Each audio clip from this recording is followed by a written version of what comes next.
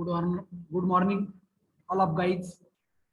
Myself, Professor Vayulkar, SND College of Engineering Research Center, Yavla, the Department of Electrical Engineering. Today we will discuss the first chapter of the subject Power System Operation and Control. In the chapter, we discuss the different economic operation of power systems and different types of definitions which are to be used.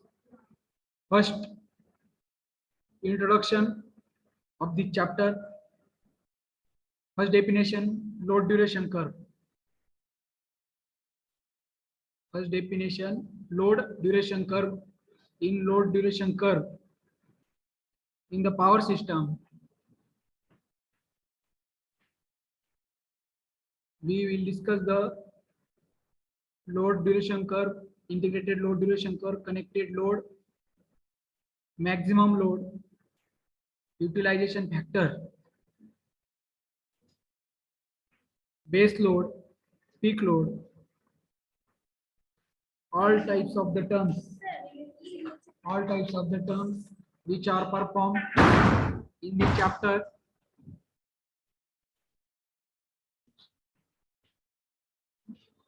First, we will discuss the load duration curve.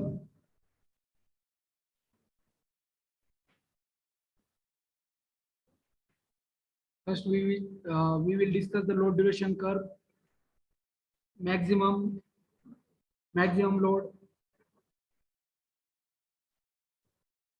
In another word, we say that maximum demand. First, load duration curve. The load duration curve is a plot of the load demands in units of power arranged in descending order of magnitude on the y-axis and the time in hours on the x-axis. Load duration curve. The load duration curve is a plot of the load demands in units of power arranged in the descending order of the magnitude on the y-axis and the time in hours on the x-axis. It can be drawn as shown by using graph. We also explained time of duration in hours and load in megawatt.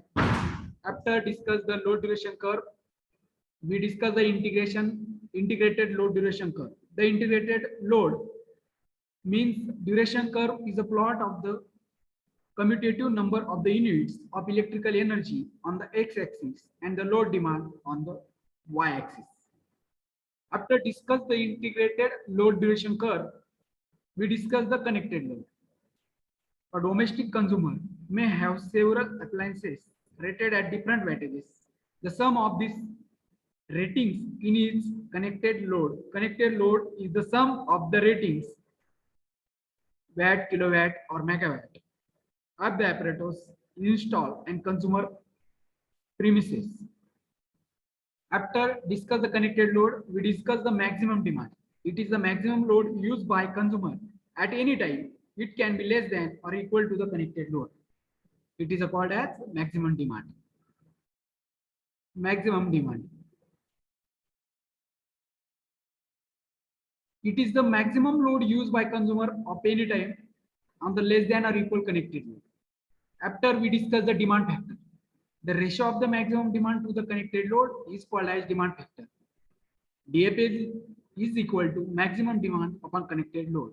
Its units are same like as W, kW or MW. W, watt, kilowatt or megawatt. After discussing the demand factor, what is the mean by average load?